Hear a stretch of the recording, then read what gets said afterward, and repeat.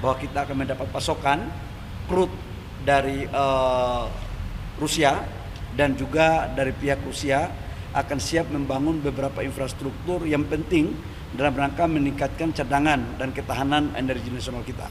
Oke, baik. Jadi hari ini sudah. Oke. Jadi begini, Bapak Presiden baru tiba dari kunjungan singkat 2 hari ke 2 negara superpower, negara pemegang hak veto, yaitu bertemu Presiden Rusia, kemudian Presiden Prancis, ya. Kemudian di Rusia ada pertemuan dengan Presiden Putin.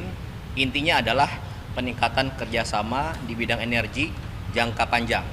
Kemudian Bapak Presiden menugaskan khusus Bapak Menteri SDM untuk bertemu utusan khusus Presiden Putin dan juga Menteri Energi dari Rusia.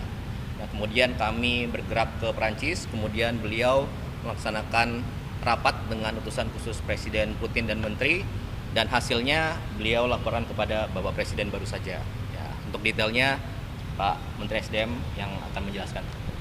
Terima kasih Mas Eskap, teman-teman media. Alhamdulillah hari ini saya melaporkan kepada Bapak Presiden atas arahan dan perintah Bapak Presiden.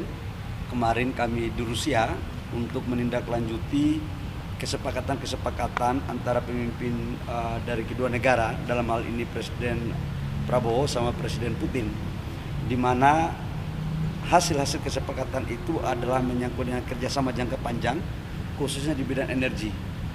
Kita tahu bahwa konsumsi daripada BBM kita satu hari itu 1,6 juta barel per day, dan lifting kita hanya kurang lebih sekitar 600 sampai 610 ribu barel per day.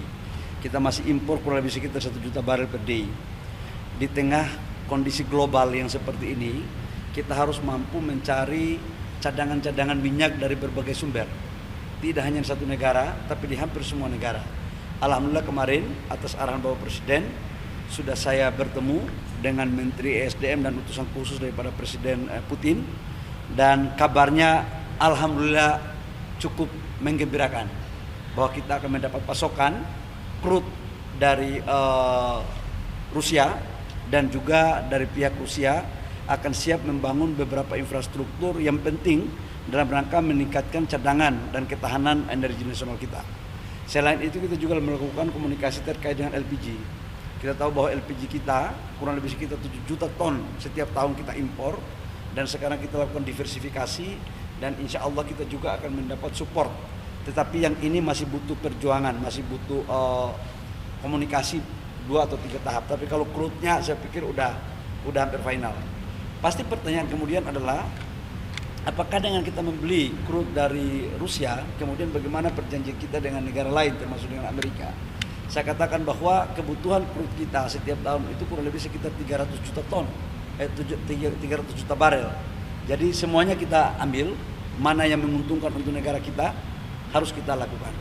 Itu pertama yang saya sampaikan kepada teman-teman media. Yang kedua, saya juga tadi baru habis melapor kepada Bapak Presiden dalam rangka menindaklanjuti perintah Bapak Presiden waktu di Raker kemarin, seluruh menteri dan eselon 1 dan wakil menteri terkait dengan penataan lahan-lahan perizinan tambang di dalam kawasan hutan.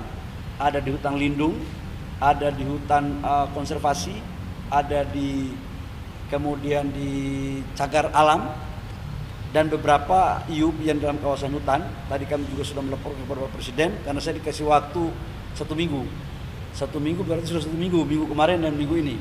Saya sudah melaporkan, dan insya Allah hasilnya juga baik, dan sudah saya mendapatkan arahan teknis untuk segera saya akan melakukan eksekusi lebih lanjut. Demikian teman-teman media. Pak Bahlil, untuk nilai pasokan crude-nya dan investasinya ada angkanya nggak Pak? Volumenya berapa? Volumenya saya nggak boleh, kan ada kesepakatan kami nggak boleh berbicara tentang volume, tapi saya ingin mengatakan bahwa Bapak Presiden selalu berpikir untuk bagaimana caranya agar ketersediaan kita 1 tahun itu harus tetap ada. Dan atas arahan Bapak Presiden itu saya menindaklanjuti untuk crude 1 tahun dari mulai bulan ini sampai dengan bulan Desember, insya Allah udah aman. Jadi kita nggak perlu risau, tinggal kita meningkatkan produksi daripada kilang kita.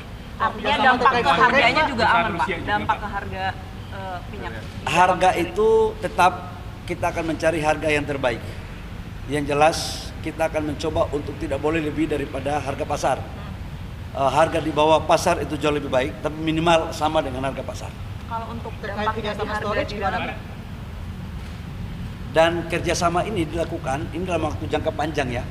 Jadi karena waktu kerjasama jangka panjang, jadi kita melakukan G2G, baik G2G maupun B2B, ya. Menyangkut dengan storage merupakan bagian daripada kesepakatan yang kemarin kita lakukan. Silakan. Pak, kan selain crude sama LPG juga katanya dibahas dengan Rusia itu soal pembangunan kilang minyak di Indonesia. Apakah teknisnya seperti apa sih pembangunan kilang itu dan seberapa besar kilang yang akan dibangun? Itu salah satu poin yang kemarin kita bicarakan, bahwa memang ada beberapa investasi mereka yang sudah siap untuk masuk, tetapi finalisasinya tunggu ada 1-2 putaran lagi dengan kami khusus untuk menyangkut dengan kilang dan storage. Nanti baru kami akan sampaikan. termasuk nilai investasinya belum ketahuan. Kalau beli itu kan trading biasa, tinggal volume dan harga pasar aja, tergantung ICP dunia kan. Tapi kalau untuk investasi kilang dan storage itu masih dalam pembahasan, angka sedikit lagi selesai. Ya. Lokasi yang diproyeksikan untuk storage nanti di depan mau mana? dilanjut nggak? Yang kilang Apa? Tuban. Berbeda dengan kilang Tuban Pak. Ya kalau di Tuban itu kan banyak produk yang dihasilkan dan skalanya kan skala besar. Tapi kalau yang ini mungkin dalam skala yang tidak sebesar di Tuban. Ya baik teman-teman. Berapa lama Pak finalisasinya Pak? Kasih saya waktu untuk menyelesaikan. Ya. Ada berapa titik kedua? Berarti akan lobby ke Rusia lagi Pak, apa gimana nanti? Gimana? Apakah ada pertemuan di Moskow Ya atau Jakarta nanti atau kita gimana, lihat Pak? lagi ya. Yang jelas pemerintah Indonesia selalu mengedepankan politik bebas aktif. Dan dalam politik bebas aktif itu juga ada ekonomi bebas aktif. Jadi kita boleh belanja di mana saja selama kita komitmen dengan orang-orang atau negara-negara yang telah kita melakukan ajak kerjasama. Termasuk Rusia, kemudian Afrika, Nigeria, dan lebih khusus yang kita hargai juga adalah termasuk dengan perjanjian kita dengan Amerika. Ya. Dampaknya harga minyak di dalam negeri aman dari Pak. Dari Rusia, Harga jadi kan minyak di dalam negeri akan aman berarti dengan oleh-oleh ini Pak. Aman lah. Saya sampaikan kepada publik bahwa insya Allah stok kita di atas standar minimum, baik itu solar, baik itu bensin maupun LPG. Insya Allah aman. Dan sekali lagi saya katakan bahwa kami sudah bersepakat atas arahan Bapak Presiden bahwa harga BBM untuk subsidi tidak akan dinaikkan sampai dengan akhir tahun, insya Allah sampai selama-lamanya. Ya, sampai doain. Ini kan tergantung dengan harga ICP, tapi kalau sampai dengan $100 itu sudah aman dalam APBN. Dan sekarang harga rata-rata ICP Januari sampai dengan sekarang itu tidak lebih dari $77. Jadi kita itu baru split $7. Jadi jangan sampai ada menganggapan bahwa uang kita dapat dari mana. Kita ini baru naik $7 sampai dengan sekarang yang saya ngomong. Ya. Makasih. Terima kasih teman-teman. Terima kasih Dinda. Terima kasih Pak. Subscribe, share, like, and comment. Subscribe, share, like, and comment. Subscribe, share, like, and comment. Subscribe, share, like, and comment. Subscribe, share, like, and comment.